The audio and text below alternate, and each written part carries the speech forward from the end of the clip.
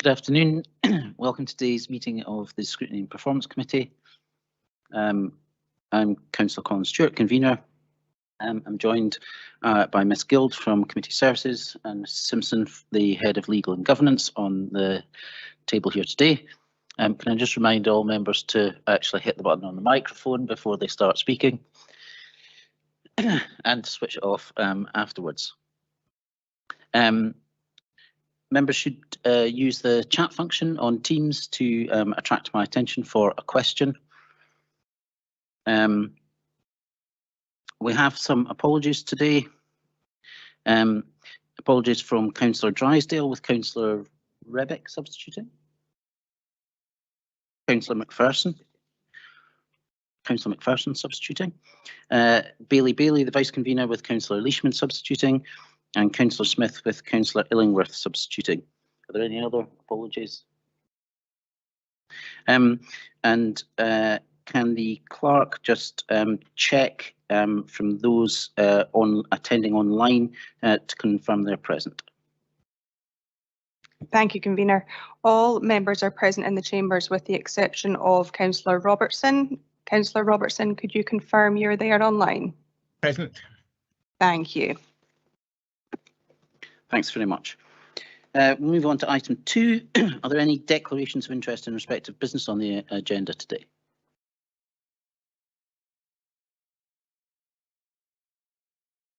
Nope. Okay, we'll go on to item 3. We have the minute of the meeting of Scrutiny and Performance Committee of 21st of September for approval. Can we agree the minute of the meeting? Thank you. Item 4, the outstanding business statement is provided for us.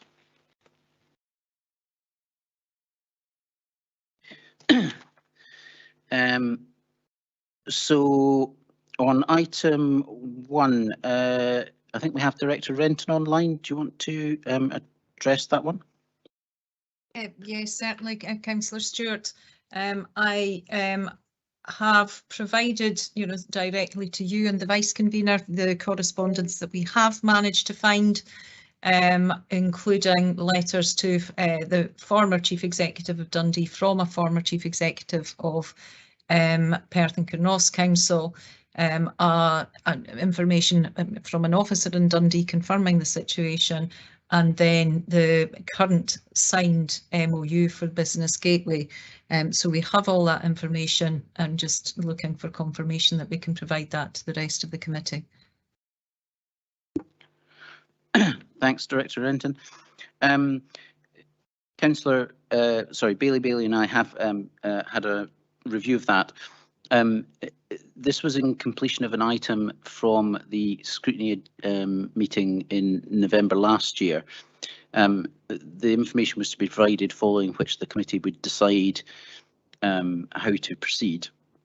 I'm conscious that there are an awful lot of new members, not only of the committee but of the council, who won't have the background in this. So I would propose that we have potentially a briefing session, or maybe a discussion session following the next meeting of the committee, and we can provide the information in advance so that members are given the background and briefed, so that we can have a sensible discussion at the proper committee meeting about how to advance matters. Item 2 on the outstanding business statement, the forward planner, Mrs Simpson. Or do you want me to? I can update on that actually. Our normal committee clerk, Miss Molly, has asked all of the services for items that they plan to bring forward during the 2023 year for the committee. So I propose we bring that back once it's been fully populated to the first meeting of the committee in 2023, if that's acceptable. We can mark that one as complete. At the next meeting we can mark that one as complete.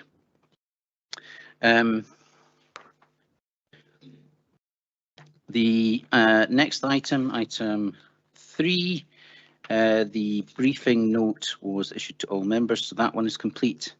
Item 6,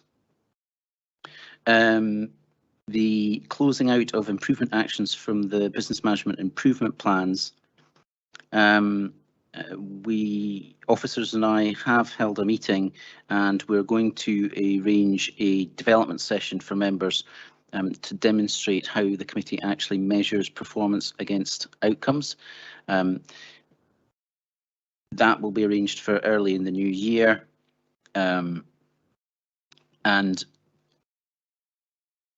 one of the things that I think that we will need to look at, and I've asked for a list of all of the plans, strategies, outcomes and so on that the council has. I think at a recent meeting there were about somewhere in the region of 24 in just one set of papers alone, and I think it would be an instructive exercise to actually see whether we can actually rationalise some of that. But what we'll do is we'll have a briefing session first of all to actually discuss what we've got at the moment and how we do at the moment do the performance measurement against the outcomes that we all want to see, not just against the measures that we have, but what we want to get out of all of our services.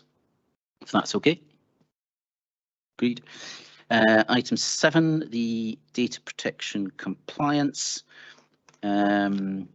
That has been provided to members, so that one's complete. Item 8, the corporate workforce plan, that's been provided, so that's complete. Item 9, the Perth and Kinross annual performance report. We're awaiting the census data on that, so that one is not complete yet. Item 10, the annual performance report again. A briefing note was issued on the UNESCO City of Craft and Folk Art, which Perth was designated in 2021. That's been issued, so that's complete. And item 11, the annual performance report again. Further detail to be provided on businesses who benefited from the Micro Enterprise Fund. That's been circulated, so that's complete. Are there any questions on the outstanding business statement? And if not, can we note that? Agreed. Thank you very much. Item 5 on the agenda is the Council Complaints Performance Report for 2021-22. Can I ask Jackie Clark, who is our Chief Internal Auditor, to introduce the report?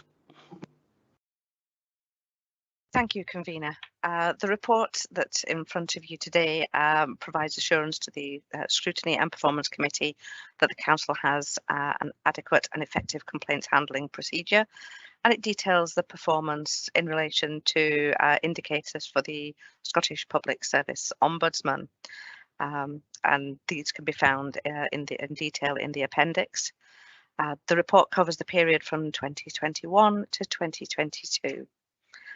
There's been an increase in the number of complaints, you'll note, but that really should be expected as the previous year was impacted by the Council's response to the COVID pandemic. It is of note that the figures and in terms of the number of complaints received is actually lower than the previous year, and that's within the body of the report. Section 4.8 provides a summary of the complaints recorded in 2021-22. It's pleasing to note that the stage 1 complaints are now completed within an average of 5 days, which is an improvement. And currently we're working to understand how we can bring down the average figure for the stage 2 complaints, as this is higher than we would like. Various issues have initially been identified, which includes the availability of staff, the ability to confirm the scope of the investigation with the complainants, and also it's of note that school holidays can impact on this indicator as well, as if an education complaint is received just before or during school holidays, then school holiday days are working days. But we're doing a piece of work to understand how we can better, where the issues are, so that we can improve performance going forward. I'm happy to answer any questions or to provide further feedback in due course if I don't have the information to hand. Okay, thank you very much. We've got a number of questions coming in, so we'll just go through them in order. Councillor Forbes first. Thanks, Convener. I've got 2 questions. How do you want to handle it? Do you want them both, or do you want one and then come back again? One at a time, but at the same. Okay, you can ask them both just now. So 5.5 refers to the COVID-induced delay of 11 months in allocating complaints to a review, and I just wonder if there were any figures that tell us if anybody just dropped out of the complaints process at that point. Thank you for the question, Councillor. It's not really something that I can answer because that pertains to the Scottish Public Service Ombudsman's delay rather than our own. So it's not something that I would have any information on. Thank you. I missed that bit, so thanks for pointing that out for me. My second question was in the appendix, and if you bear with me, I'll find it. You may not be able to comment on this either, but it just jumped straight out at me, and it's planning. Seemed to be quite a high percentage of complaints relative to what I think is all, it says all LAs. I'm assuming that's relative to all local authorities in Scotland. And if I've got that right, it seems we have 31% when the average is 14%, but maybe I'm misunderstanding those figures, am I? No, you've understood those figures correctly. I think part of it is that there are small numbers. So when there are small numbers, the percentages do look bigger because there are in that table. Then you're referring to there's 9 out of 29, which is a larger proportion. But that's compared with 1,191 rather than 29. So I think the issue there is probably in the fact that there are small numbers within that we're dealing with. Thank you. Thank you. Councillor Carr next. Can I just ask in relation to complaints that are then go through the process of the Ombudsman, is it possible for the Ombudsman's review and conclusions of those complaints to be made available to the Scrutiny and Performance Committee? It's my understanding that that information is available once it is published through the SPSO itself. There's nothing to report for the year 2021-22. Otherwise, that would have been included within Appendix 2. But as you can see, Appendix 2 is blank. So anything that will come back anything from the current year would come forward in the next annual report, which we'd hope to table in September. Thank you. And Mrs. Simpson wants to come in as well. It's not blank because there's information there that's not been included. We haven't had any decisions against us with from the SPSO, so there's nothing from us to report. Everything has been upheld, so that's why there's blank. There's been no business that's pertained to any cases this year for us. I think just to follow up on Car's question though, in future, because we've, I know that Mrs. Clark's got the links to the website and the reports are published there. Then they would come to us on an annual basis, but maybe it would be useful to have, in future when reports are generated, it would be useful to have them circulated at the time, because we could then consider them in live in real time rather than waiting for the annual report to catch up. Would that be possible? Yeah, I'm happy to look at that. I mean, as I say, the SPSO are working with a backlog, so at the moment they're still quite a bit behind where we are. But yeah, that's something that we can look at. Not a problem at all. Great, thanks very much. Next question, Councillor Robertson online. Thank you, Convener. I think it's really good that we have an effective complaints procedure. I was wanting to ask the question, I think an organisation should be learned from the complaints that it receives. And I was wanting to know what the circle is when a complaint is received to a service department or whatever. Does it go in a circle? Do the people within the department look at the way they're applying the rules of the council and to try and improve things to avoid further complaints? In other words, do we learn lessons from the complaints we receive as part of the process? Thank you for the question.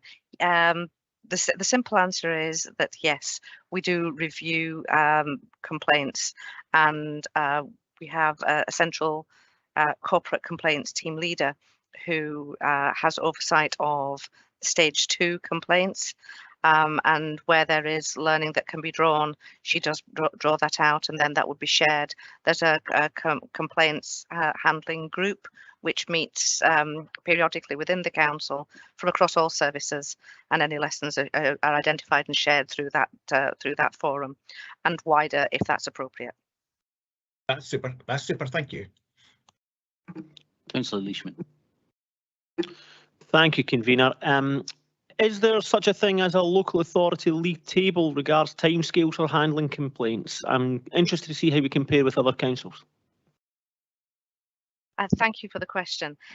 There's elementary benchmarking information which is pulled together. However, it has been identified that it's not quite as comprehensive or as accurate in the sense that not all councils are collecting the same information in the same way. And there is a piece of work that's being undertaken by the Local Authority Complaint Handlers Network to try and provide a bit of consistency so that the information that is produced will be more useful and actually compare apples with apples rather than apples with pears when it comes to what has been identified as a complaint in different local authority areas. So that I'm hopeful that we'll be able to have something more meaningful that we can share with you, but at the moment it's not sufficiently meaningful. Councillor Allen. Thank you, convener. At 4.3 on page 16, it says that during 2021 to 2022, there were 1,784 complaints recorded stage 1 and 2. That represents an increase of 34% in the previous year. I understand the comment you made about COVID. What I'm trying to get here, my question is, are we actually targeted on the number of complaints and reducing them? Were we better or worse at performance? And do we have an indication of service level failure? Thank you. I think the very simple answer is that we respond to the complaints that are logged as and when we receive them. If there is an area where there are multiple complaints, that will be highlighted during the review process for those and then referred back to services for any particular action. When it comes to complaints, we're recording the numbers as facts, that these are the numbers that have come forward. We're interested in whether or not the numbers go up or down, or the percentages go up or down. But really, we're more concerned with the outcomes from those complaints, and what's upheld and what can be resolved straight away. I'm not sure if that answers your question or if there's any other aspect that I've missed. By and large, it does answer the question. What I'm trying to understand, though, is an increase of 34%. That's a significant increase. What was the difference between a non-COVID year and a COVID year that would increase it in such a way? Away from a COVID year, then such an increase would be definitely noteworthy. So the best way to compare it would be to a previous year, where our figures actually were we had 19% fewer complaints recorded, but the number of complaints in large measure is not as useful to us as the number of upheld complaints or the number of unresolved complaints. Thank you. And Head of Legal and Governance as well. I think the bit that's perhaps not obvious is that in the COVID year, the staff were corporate complaints were not being processed for the first staff because staff were redirected to essential duties. So complaints were not getting processed. That activity, along with FOI, etc., for a period of time, staff were not doing that function. Staff were doing, other essential business.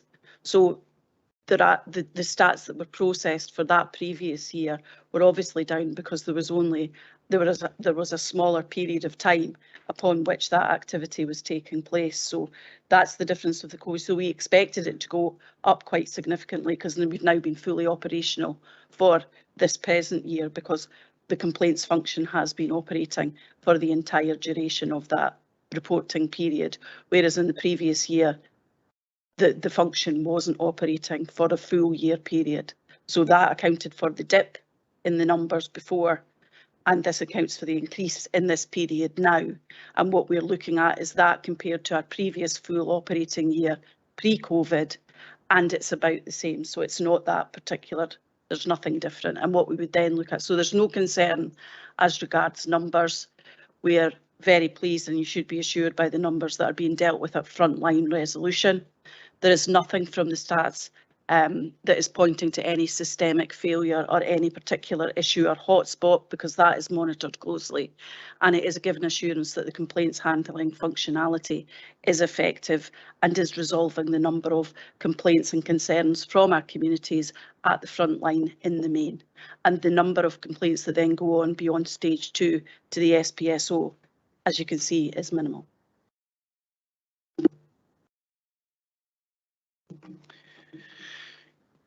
Councillor Massey. Thank you, Convener. I'm really interested in something that isn't in the report, and I think maybe should be. Are there any financial implications in reaching a decision? Do we give monetary compensation as a goodwill gesture for inconvenience and stress to the complainers? I just really want to know what financial implications there are for these complaints and coming forward. There's no, that's not part of the complaints handling policy. I mean, there may be the odd occasion where something is particularly extreme that wants some sort of recompense, but there is no, so there's no incentive to make a complaint, and there's no compensation attached as part of the complaints handling process. Thanks. I might nip in with a question here. Of the number of complaints received during the year, 1,784, is higher than the number dealt with, 1,676, because 73 were withdrawn, which I think means that 35 would have remained open at the end of March. Can I check whether they've all now been dealt with? And a second part of the question, do we have any complaints open from the 2021-22 year? Anything open now, sort of over 18 months it would be? Thank you. I'm not aware of anything that being open with us. Obviously, some complaints may have escalated to the SPSO, and they would likely be outstanding, but I'm not aware of any that are still open from 2021-22.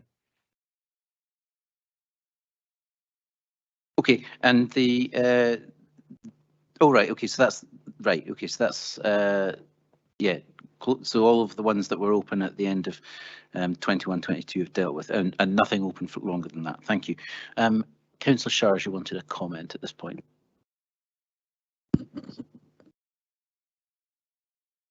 Oh, sorry, I put a C and I should have put a Q in. I don't know what I was thinking. Oh, sorry. Right, so that was why I jumped in with no, the question. It's kind of comment and a question sort of thing. Mary's sitting over there in the press area, and I'm thinking about the use. It's maybe a generational thing about the way that people complain to the council.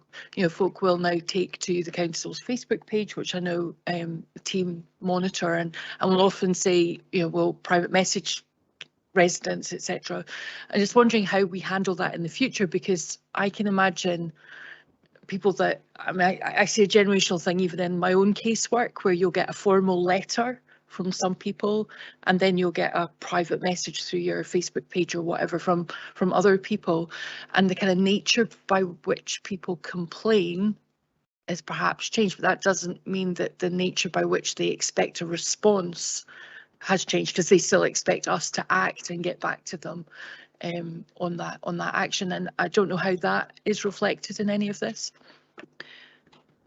So we've done quite a significant piece of work over the last few years, encouraging us to process anything that, if it looks like a complaint and it sounds like a complaint, irrespective of how we get that information, whether it be someone giving us a phone call, someone's dropping an email, someone filling in a form, that we have encouraged that to be processed through the complaints handling process so that we can capture that, to take account of that very issue. So that's how, if you look back over the last few years, numbers have been steadily going up, and that is because there has been active encouragement to process all of these things through the complaints handling process so that we can capture that stat and capture the learning. So it doesn't have to come through in that prescribed way. If we do get an informal email or a phone call or something like that, we staff across the piece know to then say that's actually a complaint. So it's then channeled through the system, through the complaints handling process. So we are live to that, and that's something that the complaints handling group are actively working on and looking to think about what are the comms that we do around that and how do we tweak the systems just to improve it. But we do respond to these as complaints. That's very reassuring to know. Thank you.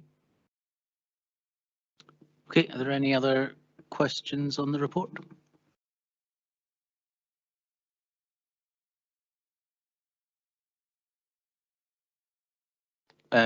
Councillor Illingworth for a comment.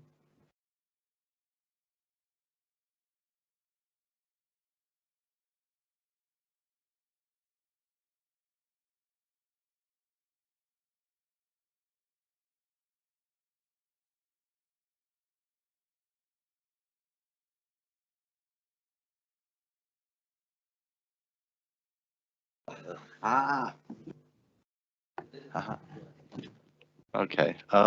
Two thoughts. First of all, complaints are a really valuable source of information about what is happening out there at the coalface. I know I used to work for a very large corporation where the chief executive read every single complaint. They're talking multi-billion pound organisation. And the second is that rises or falls in the number of complaints don't necessarily reflect an improvement or decline in our performance. They may just reflect the perception that we may respond to these complaints. So a fall in the number of complaints may be caused by customers or constituents saying, can't be bothered, they won't respond, they won't do anything positive. So I think we should be cautious about evaluating ups and downs in number of complaints. Okay, are there any other comments from the committee? It'd be useful to pass any feedback on the format or nature of the report or anything like that. Councillor Shires again. As I see this time, I just found it, I'm not aware of having read that report before, having not sat on this committee, but I did find it really useful and interesting. And as Head of Legal and Governance said, there's an element of reassurance in the report, which is helpful for elected members to know that we know what it's like to be on the receiving end of complaints, and it can be, a substantial kind of thing to wade through to get to what the nub of the complaint is, so that you can actually take action on it. So it's very helpful. Thank you. Anybody else for any more? No. Okay. Councillor Leishman. Yep. Thank you very much, Convener. It was just a real summing up comment was to thank Jackie and her team for the report, and I think as well as Obviously, the global pandemic has taken its toll, and working practices have to change as well. That's not universally accepted, and I think the onus is largely on us as elected members to support our residents by explaining council decisions and policy, especially as we're all well aware of the difficult times that are coming ahead. And by doing that, then we in turn can support our own council workforce and help them achieve their targets, alleviate their stress, and improve the service that they can pass on to our residents. Okay, thank you. If there's no further comments, then can we agree the recommendations that we've considered the content and provided comment. We've noted that the complaints handling procedure is adequate and effective, and that will continue to be monitored and reviewed with work undertaken to improve performance. And then I think also with the additional suggestion that it would be useful to have SPSO reports, should they arise, provided to committee members in real time. Is that agreed? Thank you. We'll move on to the next item on the agenda then, which is the pupil equity funding update for 2022. Can I ask Executive Director Devlin to introduce the report? Thank you, Convener. Pupil equity funding is a national initiative to provide additional funding allocated directly to schools by the Scottish Government based upon the number of pupils from P1 to S3 eligible for free school meals. Across Perth and Kinross Council, the pupil equity funding allocation for 22-23 and for each year until 25-26 is £1.8 million.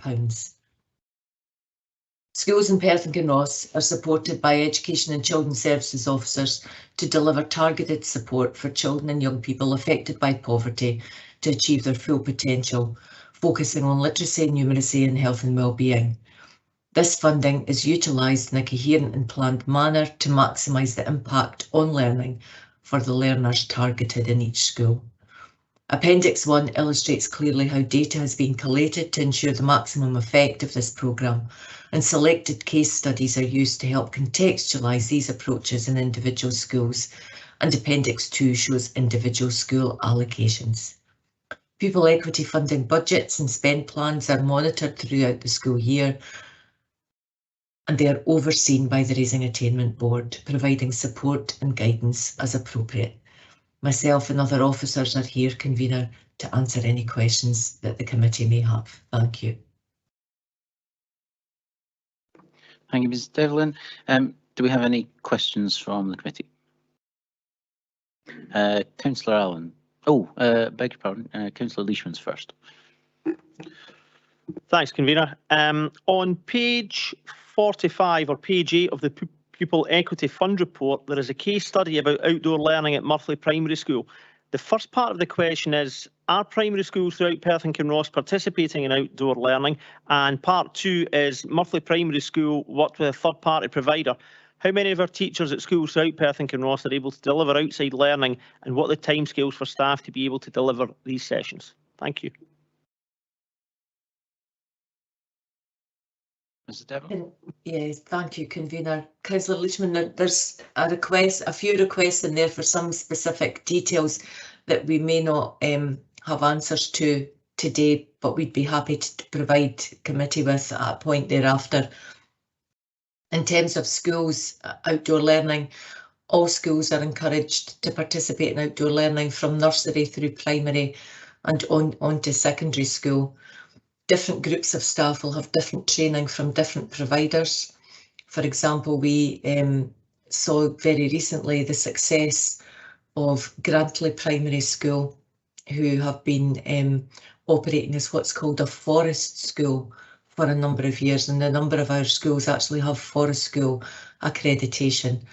So in terms of the specifics of the number of different providers and the timescales, Councillor Leishman, I don't have that information, but outdoor learning is absolutely something that we see as core, and actually we have, particularly in our nurseries and some of our primaries, quite substantial chunks of the curriculum is delivered through an outdoor learning approach. Thank you.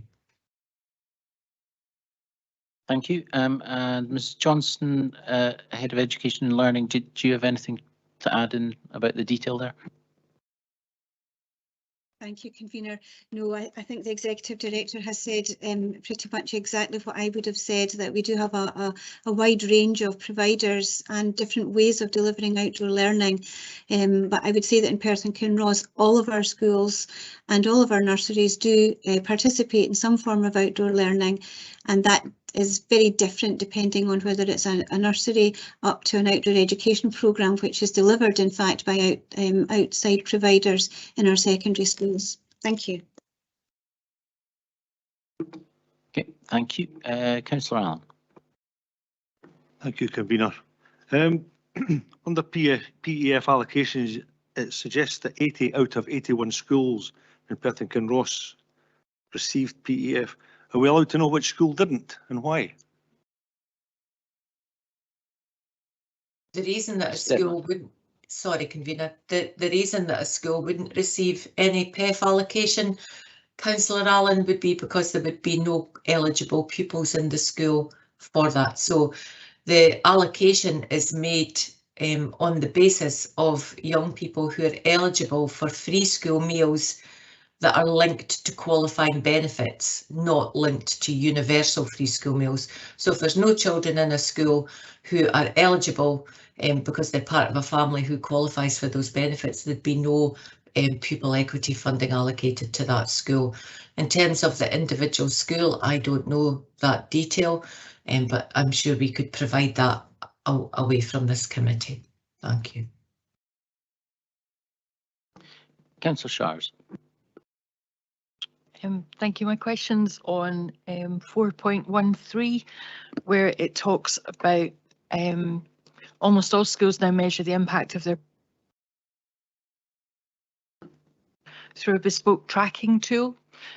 Is that a new tool?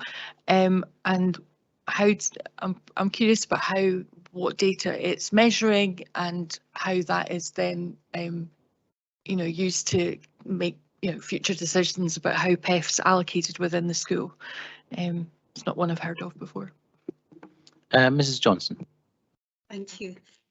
Councillor Shires, it is indeed a new tool that we've been piloting for the last 3 years within Perth and Kinross, and it has come about as a result of the need to really be clear about what the impact is of the interventions that we have been working on with the funding that's been provided through the Pupil Equity Fund.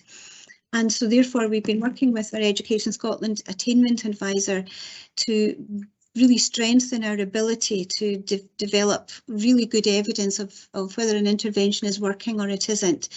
And so we have them for all of the interventions that we use in literacy, numeracy and health and well-being.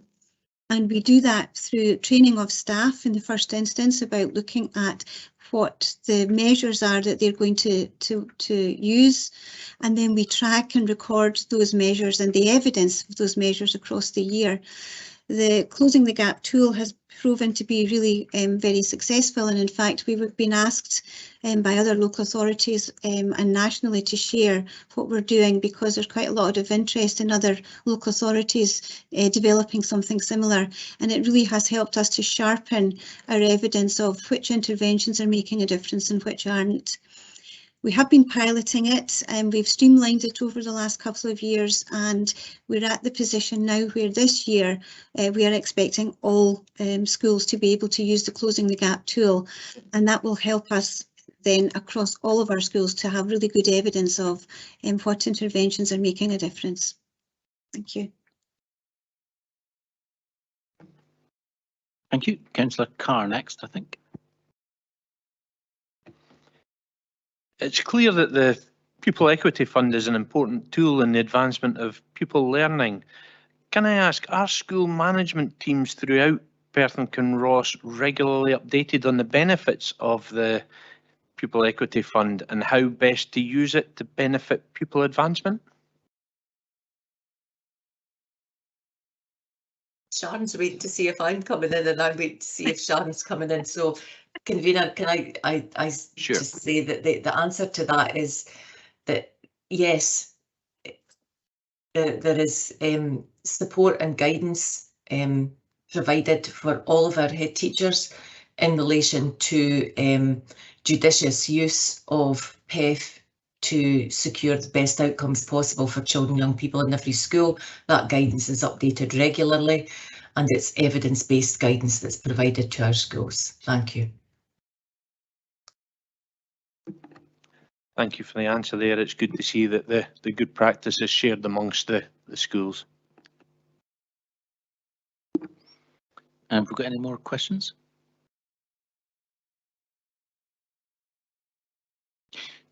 Oh, Councillor Allen, yeah. Please don't hate me. It's maybe just a wee bit of being pedantic, but when we're talking about learning, literacy, etc., in the body of the report, we use correct spelling for the word targeting, and on our slides, we use an incorrect spelling. I just thought that was quite important. Thank you. I'm sure officers will take that away and switch their spell check on. Are there any other questions on the report? Are there any comments then? Can I invite comments on the report? Or have we done that as we've gone through? No? Okay. Oh, sorry, Councillor Leishman. Oh, Councillor Shires and Councillor Leishman. Sorry. Councillor Shires. Thank you, Convener. Very much welcome this report of sent before Learning and Families, and watch the progress of PEF funding and the impact that it's made over a number of years now. In particular, welcome the ability for head teachers and the senior management team within schools to decide how to spend that money, and they're the people that know their school best and know the pupils within their school and the community that they serve. And I think from that point of view, it's empowered senior leaders within schools in this decision making, but I know that they've very much been supported within their cluster groups and beyond by thank you very much for that, and it's encouraging to see the progress that's been made. Thank you. Thank you, Councillor Shires. Councillor Leishman. Thank you, Convener. And yes, I would like to echo Councillor Shires' comments there, especially regarding teacher empowerment. That's something that I've certainly spoken about at one of the committees that I don't sub on, Learning and Families. But to add on to that from my comment, education being a vehicle for the eradication of poverty has been a long-held hope. Young people being able to lift themselves out of destitution by learning is a fundamental human right. However, our education system is not immune to the inequalities that blight our society today. And as the pandemic highlighted these societal inequalities, it also provided a timely reminder to me as a parent of the importance of schools to children's well-being and resilience. The report states that the PEF endeavours to raise attainment and ensure equity for learners affected by poverty. And I was happy to read that the children at Murphley and other schools have such good access to outdoor play and learning. As we have heard from Sheena Devlin and Sharon Johnston, it's important that our schools are embracing this and embedding outdoor learning experiences into early learning, and the Curriculum for Excellence suggests that outdoor learning is effective in building better health.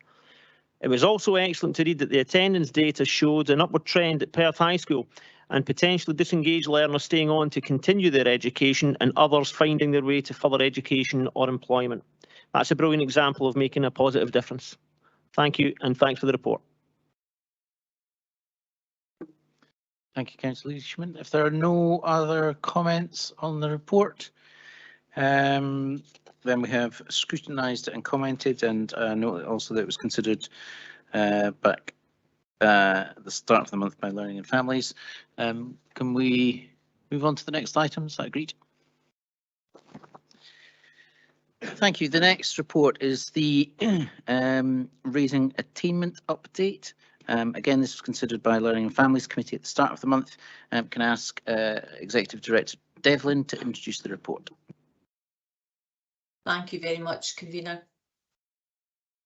This report provides an update on progress in relation to Education and Children's Services Raising Attainment Strategy of 2020 to 23. And specifically, it provides information on a range of performance measures across the priorities of what is known as the National Improvement Framework for Education, or what we commonly call the NIF. A full update on performance is included in Appendix 1. Notable improvements are seen in some key measures, particularly in early years in primary, which form a foundation for later progress, of course. And there are also some indications of the narrowing of poverty-related attainment gaps in some outcomes, but this will continue to be a sustained focus to reduce these further. The Scottish Government Framework for Recovery and Accelerating Progress has been developed to support the next phase of the Scottish Attainment Challenge, and it aims to set high expectations, including annual stretch aims, to help ensure significant progress is made in recovering from the impact of the COVID-19 pandemic and in achieving the mission of that said Scottish Attainment Challenge. And these are set out in Appendix 2. All stretch aims and targets will of course be revisited when we renew the strategy in 2023. What we are very clear about, Convener, is that despite the areas of progress that have been made, we are in no way complacent, and we remain committed to ensuring to make further and better progress, particularly in those areas that have perhaps been more stubbornly resistant to change in recent years. Again, there are a number of colleagues here who are able to answer any questions that the committee might have. Thank you. Thank you, Director. Do we have any questions? Councillor Shires first. Thank you, Convener. I was interested recently in some statistics, and they are reflected in this report about, I think it was that across Scotland, nearly 50,000 children miss a day a week, a day of school every single week. And I know that there's reference in this report to attendance and trying to get attendance back to more normal levels. Obviously, you know, those national statistics indicate that this is a really serious issue for us as a country that we need to get a grip on. Some of the stats around it were talking about what we were doing to give better parental support to actually help families to get young people into school. And I know there's great work done by our the folk within schools to go out and support them. I'm just wondering whether that's a piece of work that we as a council are going to undertake to really look into attendance and how we can get those levels back to pre-pandemic levels, and for the young people and children that are not attending school, what we're doing to support them in their learning so that they can engage in home learning and various other things that we have become more adept at as a result of the pandemic. So a couple of questions all rolled into one there, sorry. And Sharon Johnson, please answer. Thank you. Councillor Shires, you're absolutely correct. This attendance post-COVID is a national issue, and across the country, every local authority is struggling to maintain the attendance measures that were around before COVID. There are a number of reasons for those absences, and some of them you've touched on. There are some young people for whom lockdown actually was an experience that they enjoyed because they enjoyed working from home, they enjoyed the online learning, and it took away some of the pressures of the social demands of being in school. We've developed a number of programmes for those young people, led by our educational psychology team, and we have a whole framework of staged intervention for those chronic non-attenders for whom home learning actually supports how they feel about their learning, but not in fact their overall development. So we have worked with other local partnerships such as Perth Autism Support and others to support a framework for emotionally based absence. We did see an uptick in some of our requests for home education, but that has been brought back into more normal numbers recently, which indicates some success in that area. We also have some patchy attendance where children and young people have gotten out of the habit of attending school 5 days a week and being there on time. and therefore we have different approaches there, and we have been putting some significant efforts into working with our families around that type of difficulty. And so we had new posts in place through community learning assistants in our primary schools and pupil care and welfare officers in our secondary schools who have been directly employed to look at the attendance issues and to work with families to make sure that we can support parents who are sometimes struggling to have their children attend 5 days a week. We're also looking at the whole idea of the engagement within learning and the absences that are related to that. And we're doing that with pupils themselves. So there are a number of projects that we're undertaking, and very recently, in fact this week, we have just undertaken to work across all of the local authorities within Tayside and indeed with Forth Valley on a whole scale approach to managing attendance. So we continue to work on that. It is a real focus for us, and because, as you say, many children who are missing a day a week of education, that's a huge loss of learning time. Okay, thank you. Is that okay, Councillor Shires? Yeah. Councillor Allen next. Thank you, Convener. On page 53, the last bullet point suggests that overall leavers attainment as measured by tariff score remains similar to the virtual comparator. It would be really helpful if you could tell me what that is in a second. I don't know what the virtual comparator is. However, my point is the lowest attaining 20% of our school leavers remains the area requiring the greatest attention. Can you help me understand how we deal with that if they're leavers? Thank you. In terms of the description of what the tariff points are, then Paul Davidson will be happy to explain that, Councillor Allen. But we talk about the attainment at the point of young people leaving, and therefore what we do about it is everything we do prior to them leaving. So it is in fact about recognising all the interventions that we would put in place before young people leave. So if we recognise that, at points of leaving, particular cohorts of young people are not hitting what we would expect reasonable targets to be, then that then determines a different approach to the work that we would put into the year below that, the year below that, and the year below that, so that there's a knock-on and cumulative effect as young people move their way through school prior to them then becoming a school leaver. So I hope that provides you some reassurance that we're not talking about dealing with people at the point of them having left. It's about trying to ensure that when they do leave school, that they have achieved better outcomes than perhaps their predecessors will have. That's really what that language refers to. And in terms of what the tariff points are, then Paul Davidson, as I say, is on the call and will be able to provide an answer for that. Thank you. Mr. Davidson. Yes, in terms of tariff points, very briefly, is just as a measure of gathering up all attainment into a single measure across a whole range of different qualifications and different levels, and it's a very useful tool as a statistical tool to look at attainment for leavers cumulatively over their whole education. But as the executive director said, it really is a backward-looking measure to help inform what we're doing now.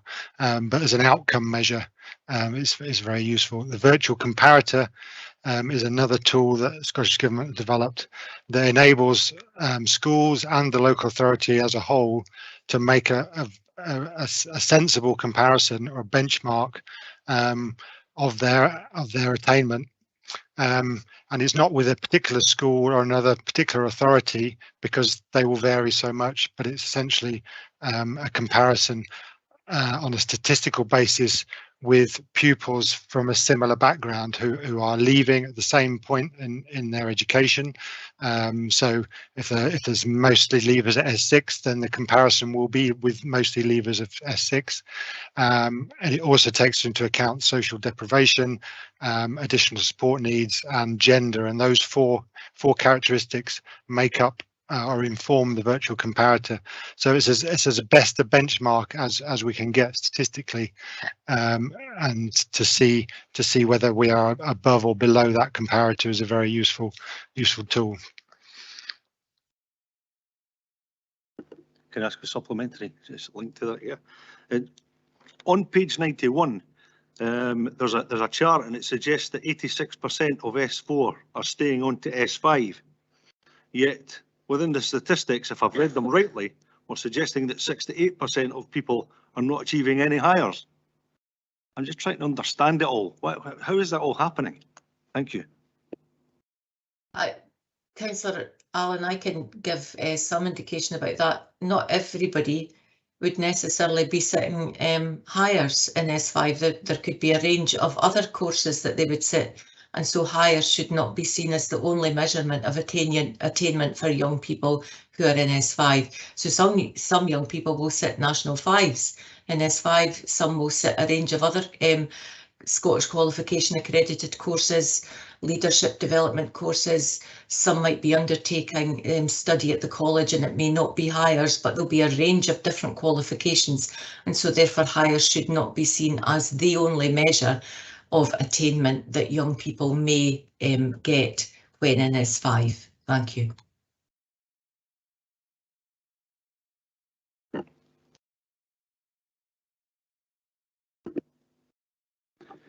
Councillor Forbes, you've got 2 questions. Thanks, Kinnear. They are linked. I'm just interested in the difference between a stretch aim and a target. So to me, a target is something that you achieve or try to achieve, and if you don't, there's some kind of consequence. Stretch aim is just something that you aim towards. Is that a fair summary of how you would interpret that as well? Councillor Forbes, I would suggest that there's a lot of truth in what you've said there, that a stretch aim for me is something that is challenging to achieve over a period of time, and that there may well be targets set along the way to achieving that much more challenging global stretch aim. Yes. Thanks, Sheena, because that was quite useful, because that wasn't quite what I thought it was. So I'm glad to clarify that first before my question. So my question is really about exclusions and the stretch aim of 3 per 1,000. And I'm just wondering if that might encourage teachers to not exclude, when in fact exclusion may be the best thing for the school and indeed for the pupil. And therefore, is having an aim or a target a good thing for that? I think having an aim or a target is a good thing to reduce exclusions, because we know that when young people are at school, there are a lot of protective factors around being at school for many of our young people. And I think it's entirely reasonable to set targets to reduce that to a minimum. In our guidance, and Sharon will be able to give you more information about this aspect, Councillor Forbes, but exclusion is an act of last resort, and it's one that needs to be taken very, very seriously, and is. So I wouldn't hold the view that by setting a target to reduce exclusions, it would necessarily encourage that action, which is available to schools to reduce, but it may encourage schools just to think about the range of different approaches that they would want to employ before considering that final option. Thank you. And Mrs. Johnson, are you coming in on that? Yes, of course. Councillor Forbes, I would agree with the Executive Director. It has been a long aim of all local authorities to reduce exclusions, and indeed that is the national policy. Exclusion from school is as a last resort, and there is a statutory legislation around that. However, what we do need to do is to increase our ways of supporting young people for whom exclusion is a consideration, and that is what we call alternatives to exclusion. So what we need to do in terms of that target and reducing exclusions is to increase the ways in which we provide those alternatives to exclusions, where we ensure that we deal with the behaviour of young people, but we support them in their learning so that they are actually in a form of education or in some activity that supports their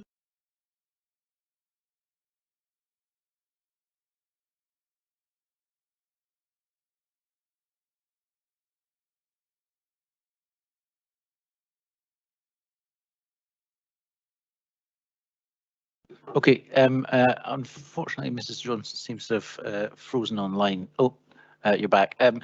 Councillor Forbes was happy with the answer you'd given up to the point where you went into suspended animation. So we'll now go to Councillor Leishman for the next question. Thank you, convener. My question is relating to children and young people who are starting nursery in school and who have not met the usual expected developmental milestones. Do we have any information on that? Yes, we do, Councillor Leishman. We get information from our health visiting colleagues because there is a universal pathway for children from birth, and that universal pathway is to look at the developmental milestones for children as they progress through from birth and on into school. So we work very closely with our health visitors when children attend nursery, and we do have information around children who are not meeting those developmental milestones, and that then is the transition into early education. And so our members of staff, our ECPs within our nurseries, usually have already very good information from our health visitors, or indeed our early inclusion teachers, about those children for whom a plan might be required to support their developmental milestones on entry into nursery. And we certainly have seen more of those over the last couple of years as part of the impact of COVID.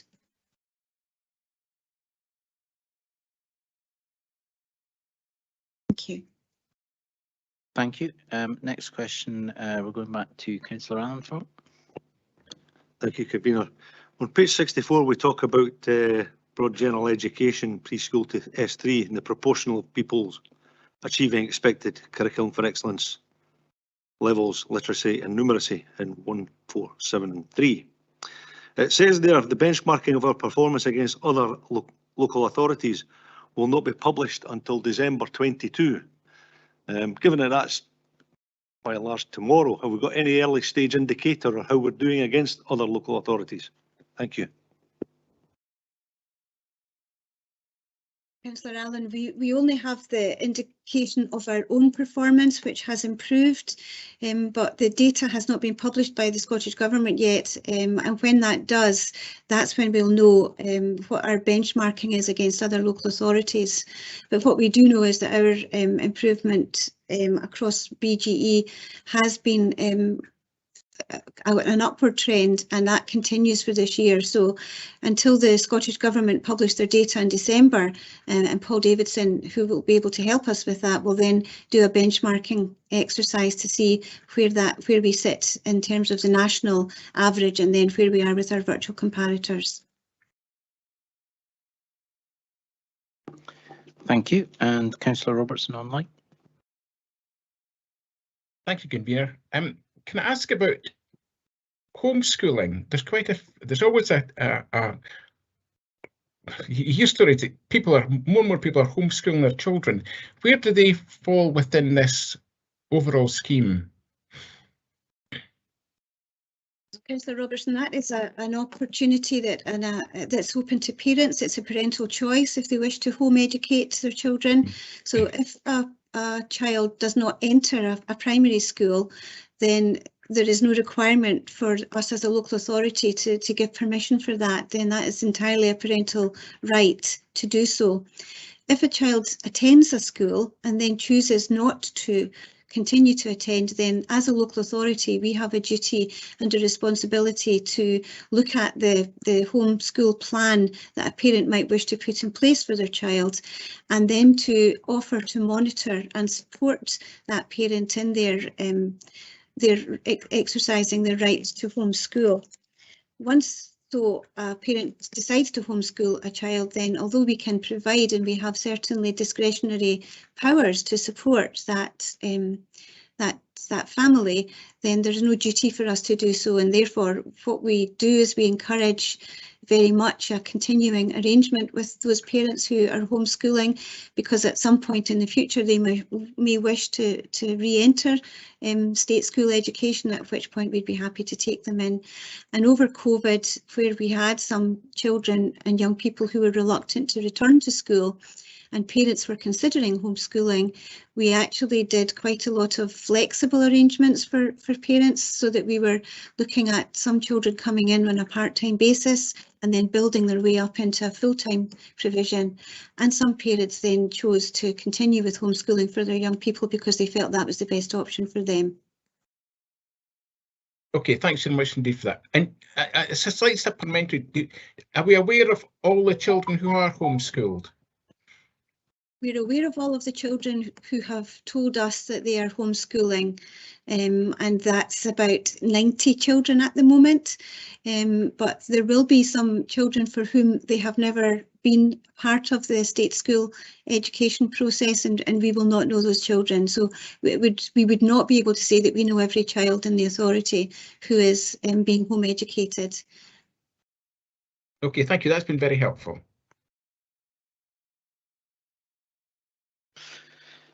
Thank you. And Councillor Massey. Thank you, Convener.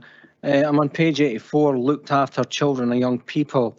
The figures for 2019-2021 are vastly different from 2018. Is there a reason for this in literacy and numeracy?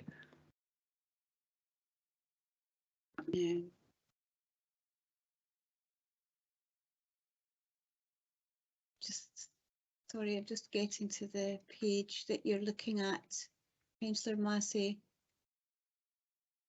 Page 84. Yes, I'm Massey. While Sharon is looking for that particular detail, a general statement in relation to this particular cohort of young people is that the percentages can be tremendously variable, because we're talking about such a very small cohort of people. So that can often look like pretty significant variation when those numbers are translated into percentage. Sharon, I don't know if you're able to pick up on some of that detail. Yes, I am. Sorry about that, Councillor Massey. I'm struggling to look at the page that you were referring to there. And as the Executive Director said, this is one of the areas that we are very well aware of that we need to do better at, but the numbers are incredibly small. And so it is, as the Executive Director said, extremely difficult to make comparisons because the numbers vary year on year. Irrespective of that, though, we know that we need to do better for our looked after children in terms of their outcomes, because they are still not as good as the outcomes of children who are not looked after. It's an area that we've been focusing on for quite some time, and in fact we've introduced new measures for PKC within our corporate parenting plan to address those. And we've also added in additional stretch aims within this strategy to ensure that we are focusing very much on looked after children, and where we've got the looked after attainment as looked after children leave, we've begun to look very closely at looked after children data from right the way through their educational journey. So we're looking very closely at looked after children as one of our targeted groups at P1, P4, P7, S3 and into leavers. And we've got a range of approaches that are in place to support that, but it's an area that we really do need to target and focus and improve on. Thank you for that. Have we got any more questions from members? Anybody got any comments they would like to make on the report? Anything they would like to see in future years? Anything on content or style? Councillor Shires first. Thank you, Convener. I think on the content of the report, it's evidence that a lot of the strategies and the interventions that have been made by Education and Children's Services are finally starting to, bear some fruit. It's been obviously really difficult in terms of the couple of years that that we've been through. We are not comparing like with like necessarily, and therefore I think it's really useful to have this data in the format that it's in. I've made this point before, but I think the council's come a very long way in the way that we present our data, but also it's just making sure it's not just gathering data for the sake of it, but it's actually data that can raise attainment, which is what we're looking to do. So I think in terms of the format of the report, it is very helpful in the way it's laid out, and a lot more understandable than papers we used to receive. I suppose that in the background it talks about that this is the strategy that was agreed in August 2020. So it'll be interesting to see how these develop in the future in a post-COVID education system where lots of different factors will have to be taken into consideration to allow kids to catch up from the period when they weren't able to measure things in the exact same way. Thank you, Councillor Shires. And from the discussion with officers that I mentioned earlier, one of the things that we were certainly focused on was about not doing data collation for its own sake, but actually doing the proper analysis that would lead to the improved outcomes, which I think is just exactly the same point as you made. Councillor Leishman, comment. Once again, thanks, convener. In Perth and Kinross, I believe that we deliver education exceptionally well. This is reflected in the reports we have read and also in the exam results our children have achieved over the turbulence of the last few years especially. However, the educational attainment gap between the richest and poorest in our communities will continue to be an enormous challenge. And as we look to create new conventions post-pandemic, it is eminently possible to adopt new approaches like we heard in today's reports as part of an educational recovery that will go some way to closing the educational attainment gap. Other possibilities are also available, such as placing more trust in teachers' professional judgment and encouraging teachers and their senior management teams to make localised decisions from an on-the-ground perspective. Also, finding a fairer alternative to the SQA algorithm-based system and its bias against pupils from some of our most deprived communities.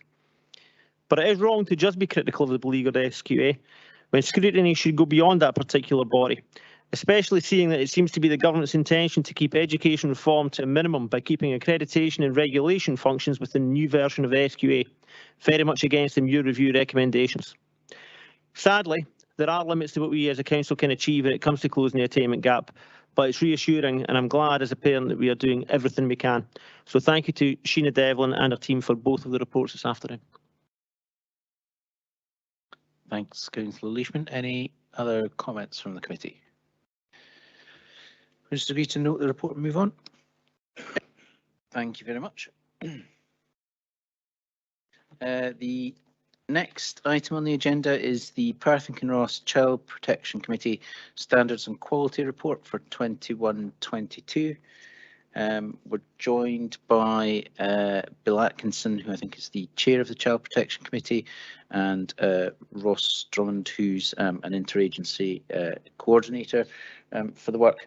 I'm going to ask Hazel Robertson and Bill Atkinson to introduce the report.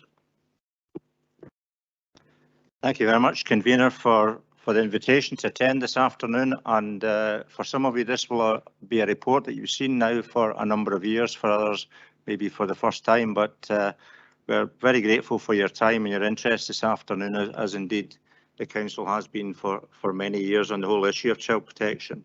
This report also goes to full council and at the next meeting, where it will be read alongside or considered alongside the Adult Protection Committee report and also the Chief Social Work Officer's report, providing hopefully an integrated picture of what services are available on an interagency basis across Perth and Kinross to support vulnerable children and adults.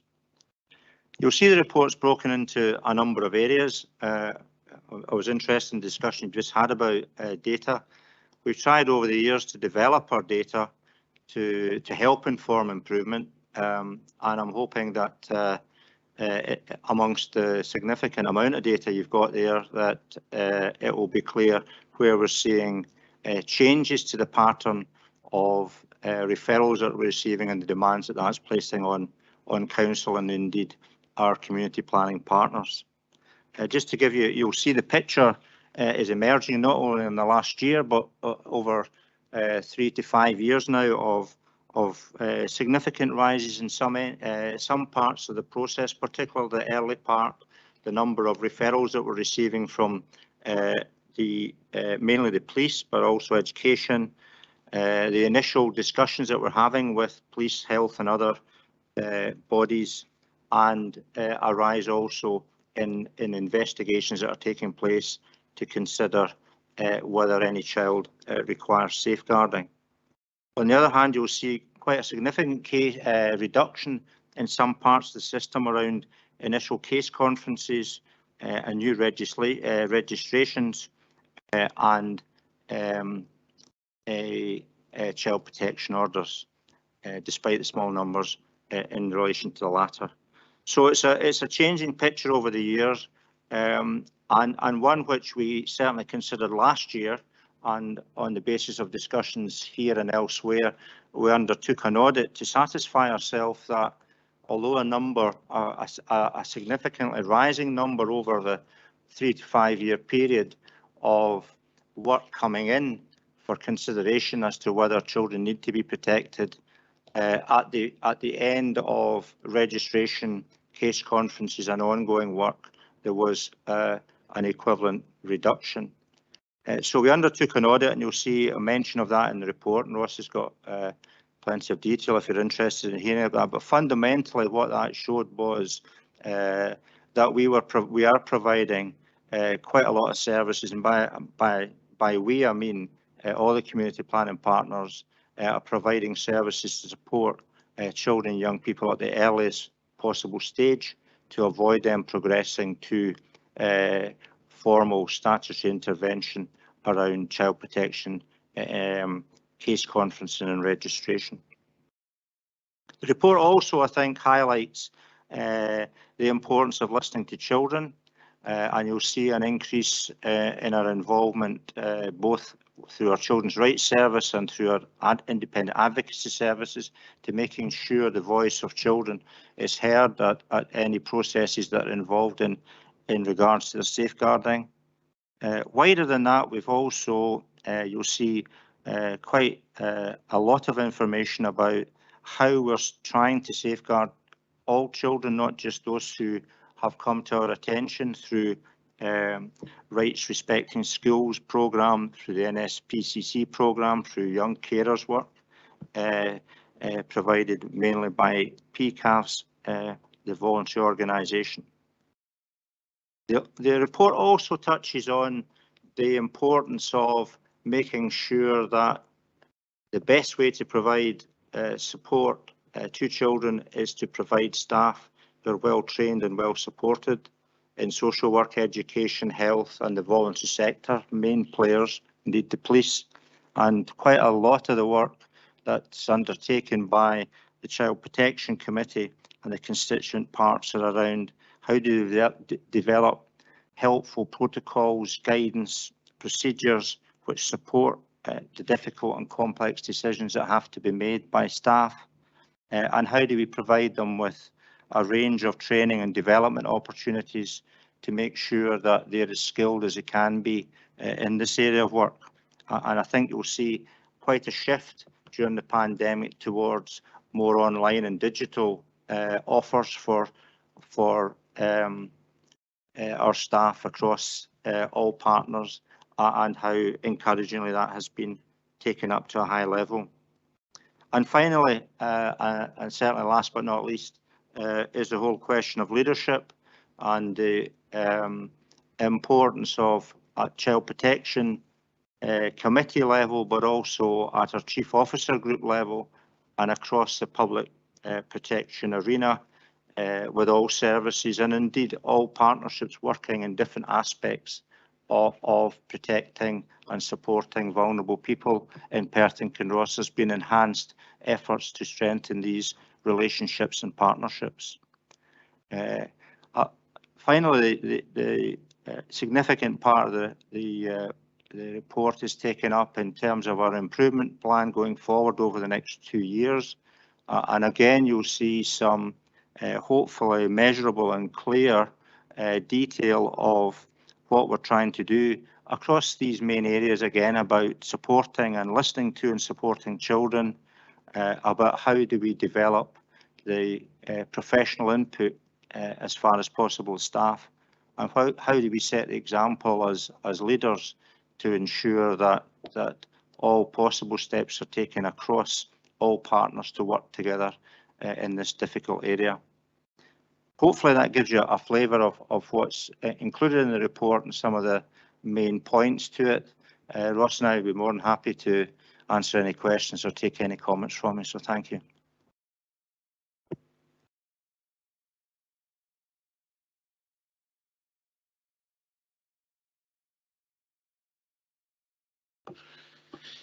Thanks very much, Mr. Atkinson. Do I have any questions from the committee?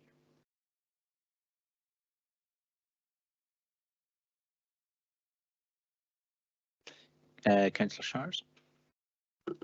Thank you, convener. It's in 5.6, and thank you for the introduction, Mr. Atkinson. In 5.6, it talks about, and it's really depressing that 16 years into, 15 and a half years into being a councillor, we're still seeing this in reports. I think it just embeds, it shows how embedded, sadly, it is in the system about the trio of risk, or the toxic trio, as they were previously referred to, of parental neglect, mental ill health and domestic abuse. I suppose that thinking about the data that we have here is there anywhere that it's layered up? So if a child is on the radar and by the Child Protection Committee, that trying to work out how to express what it is I'm trying to get across, but that they're receiving, or they're on the list to receive support for mental health issues, and is it all layered up somewhere that there's maybe a blockage in them accessing support for mental health issues, etc., or does the fact that they're sadly on our radar mean that they are in some way pushed through we all hear the stories about the delays for people to access mental health support, etc., and does it, is there a way that, because sadly they are ticking the boxes, that's a really crude way of putting it, but they're ticking the boxes and therefore they are pushed through treatment programs, etc., in order to try and deal with these challenges? And is that recorded in any way so that other agencies beyond the council, our partners in NHS, Tayside, etc., can see where they need to put resource in and put pressure on the government to put the resource in place to address that? Because I find it really depressing that after all this time, we just don't seem to be cracking the problem of that. Thanks very much for your question, Councillor Shars, and you're rightly raising the question. I'm sure you and I have been involved in discussions over the years in relation to this, and Councillor Robertson and others as well. The toxic trio, or the trio of risk, as it's known, is fundamentally acknowledging that to keep children safe, in most cases you actually have to work with the parents, and the parents by and large, or the majority of parents, have issues around one of the toxic trio, or the trio of risk, which is substance misuse, mental health, or domestic abuse or violence. I'll try and answer it in two ways, at an individual level and more of a strategic level, and then I'll ask Ross if he wants to maybe support that. At an individual level, if there are children who are involved with social work services and require a care plan, or indeed a registration and a formal child protection plan, then the areas of risk would be identified as part of that plan, and agencies would be expected to work together on that plan and invited to any opportunities to discuss the progress in that plan. In other words, if you have a child who is subject of a care plan or registration because their parents have an alcohol or drug problem or mental health problem, then the staff who are working with the parents would also be invited to come and contribute to the planning for that child, because they hold a key component of the plan for that child. At strategic level too, we're working, I mentioned earlier about greater public protection arrangements, and what we're trying to do under the leadership of the Chief Social Work Officer is each of the partnerships meet together and find and discuss and progress cross-cutting issues.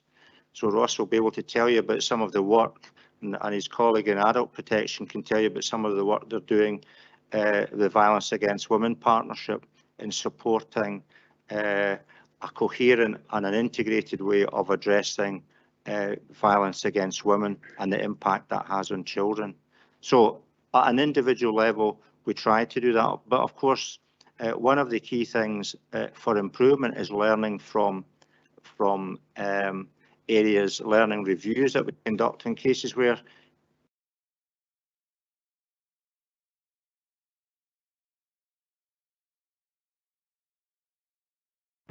apologies. Perth and Kinross has been around the whole question of how do we share information. So there are challenges about it. We work hard on doing that, but that's the way, the best way to protect children is that each of the individual agencies who are responsible for one aspect of the plan work together on that individual plan. And at a strategic level, these agencies and partnerships are meeting regularly and picking up cross-cutting issues and trying to do the best they can to address them. But it is, as you rightly say, a difficult and been a long-standing challenge for us. I'm not sure if Ross wants to add anything. Thank you, Bill, and thank you for the question, Councillor. Bill's described quite a lot of activity at the child protection registration level and at the partnership level, but maybe to provide some reassurance given the volume of concern reports that are coming in. I think this is the 6th year in succession where they've risen 13%, I think, this year. When a child concern report comes in, the referring agency has to define the concern. Now, at that point, that concern may not be fully defined or in fact understood, because they may just have that one piece of the jigsaw. So when the concern reports come in, we try to profile them in terms of what is the primary nature of concern. But what you invariably find as you look at it and you share it proportionately among the core agencies, in particular the 4 core agencies, you then find additional concerns, and this is where you pick up that it may not just be parental mental health, but there may be an element of parental substance misuse and domestic abuse. So it's at that point that you start to see a clearer picture. Now, as of tomorrow, but for a number of weeks, but as of tomorrow, every child and young person who becomes involved with social work will have the offer of independent advocacy. That's a significant funding input by the Council on Education and Children's Services.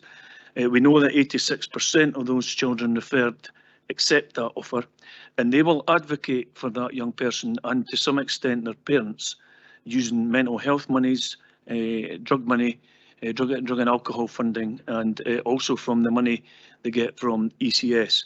So at that early stage, the concerns getting shared and identified. If there's multi-agency screening leading to interventions, they will invite key partners from adult and children's services to be involved in that assessment process. And as Bill said earlier, the small number of children who do eventually go forward to case conference and or registration will be subject to a child protection plan, a full assessment. And the other key partner here in Perth and Kinross, and recently it's been quite successfully galvanised, is the third sector. They are getting more and more involved at an earlier stage, but I don't think it would be wrong to underestimate the complexity of the cases now.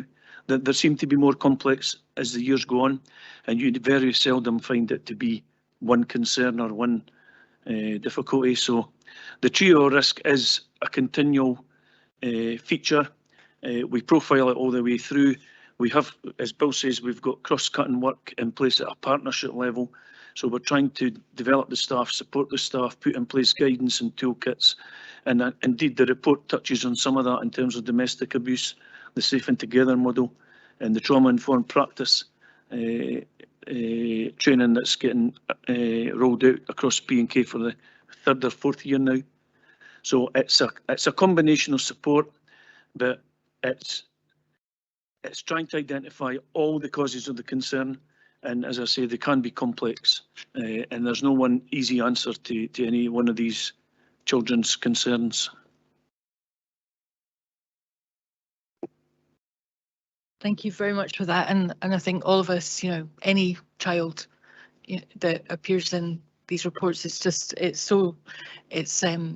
think that's one of the saddest things we ever hear about as councillors.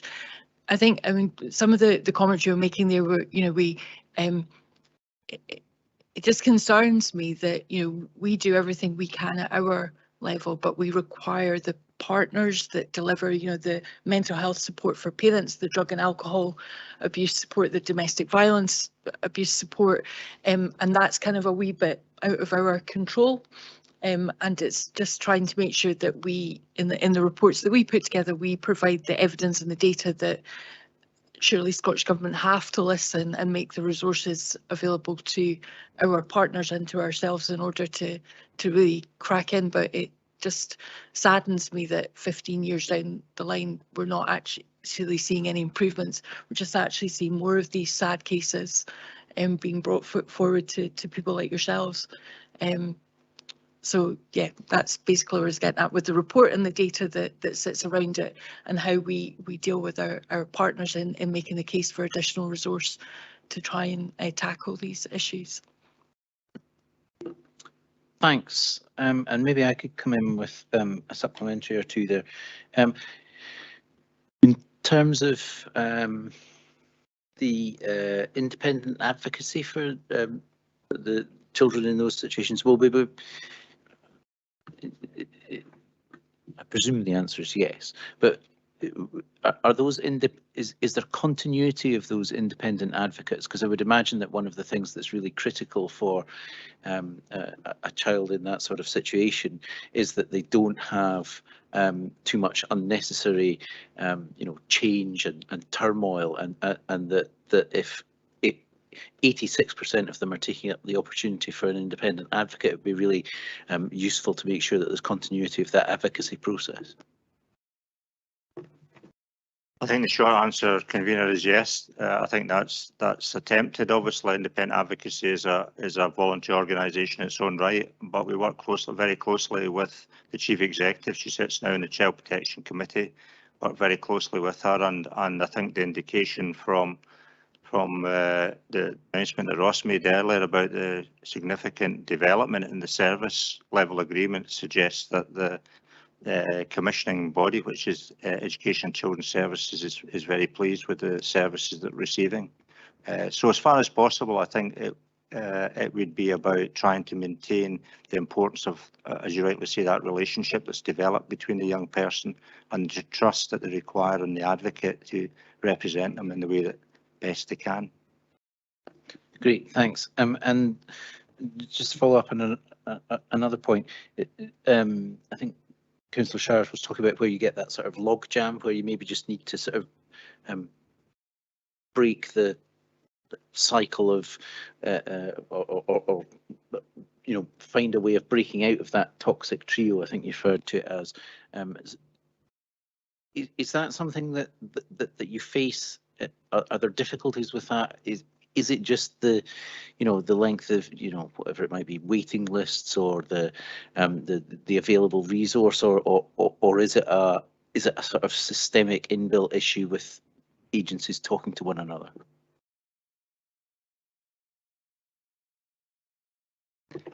I think one of the key issues is to try and get the timing right, to try and make sure that all the services are there at the time that they're needed. And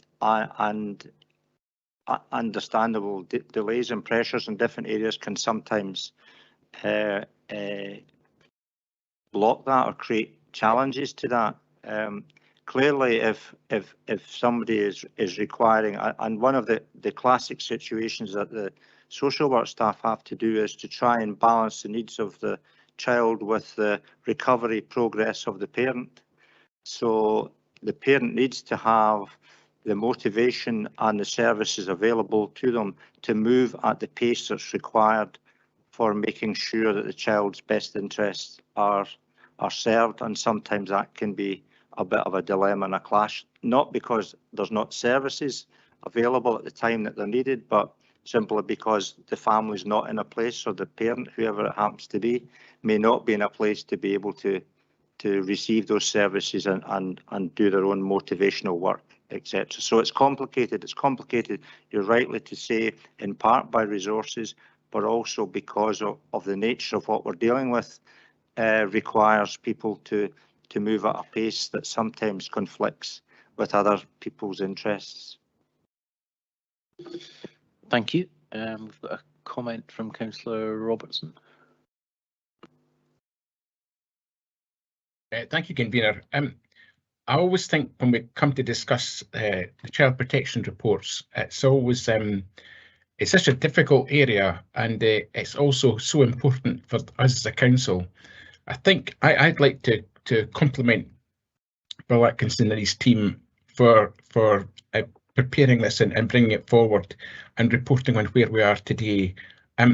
If one thing Bill has said, and he's said it in the past at meetings I've been at, is the three words: sharing of information. And I think it's so important that when you've got multi-agencies involved in child protection, that all the information is shared. And I think Perth and Kinross Council leads the way in that, and long may that continue. So all I'd like to say is well done to Bill and his team. Thank you. Okay, thank you. Have we got any more questions or comments on this report? No. Okay, so can we agree the report then? Yeah. Note as well that, as indicated, it will be going to the full council meeting on the 21st of December. Can I thank Mr. Atkinson and Mr. Drummond for coming along and for the work that you do on in relation to this. That concludes the business for the day. Thank you all very much for your forbearance and attendance.